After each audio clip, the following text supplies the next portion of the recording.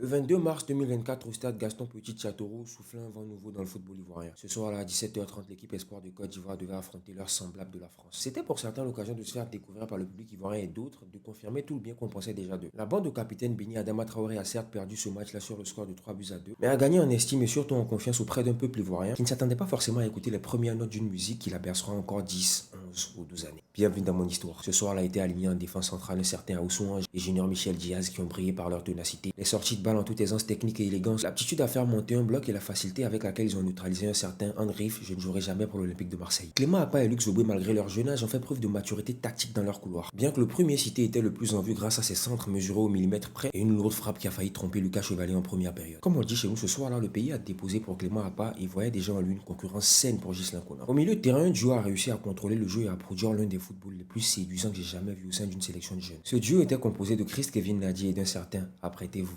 Marouille Pied d'Orgelès Mario Bouchard. Aux allures d'un Paul Pogba ou encore Yaya Touré, Nadir Chris Kevin, alors sociétaire du FC Versailles en national en France, a illuminé l'entrejeu de par ses prises de risque, son art de conserver le ballon quand il le faut et de sa faculté à pouvoir se projeter et apporter le surnom dans la surface adverse. À côté d'un 6, il y a toujours un 8 et ce jour-là, le détenteur du dossard 8 s'appelait Marouille Pied d'Orgelès Mario Bouchard. Bon jeu de haut but sous pression, facilité à se retourner face au jeu malgré l'adversité, touché de balle soyeux, maîtrise presque parfaite de son pied faible, récupération et interception de ballon dans une élégance hors norme, le tout enveloppé dans une simplicité de jeu grâce à ses 1-2 touches de balle. Tels étaient les ingrédients réunis par le prodige d'Andokwa pour draguer le peuple ivoirien et plus important, gagner des points aux yeux du sélectionneur de l'équipe A. Résultat, nous sommes aujourd'hui le 4 octobre 2024 pour sa deuxième année de carrière professionnelle depuis son arrivée au FC Nordjylland au Danemark. En provenance du centre de formation partenaire Right to Dream au Ghana, Mao d'Orgelès a reçu sa deuxième convocation consécutive en équipe A de Côte d'Ivoire. Je peux me permettre de le dire, non? Quiche ta balèze, coup du Mao.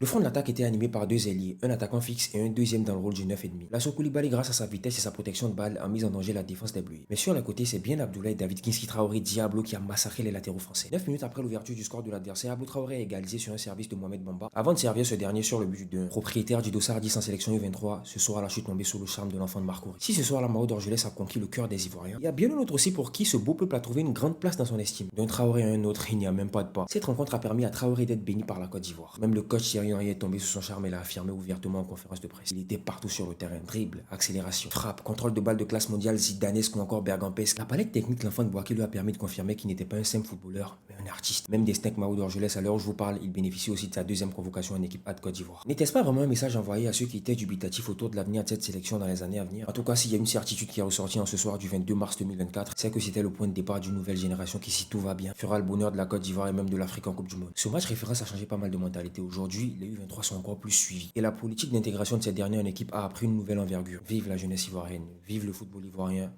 vive la Côte d'Ivoire.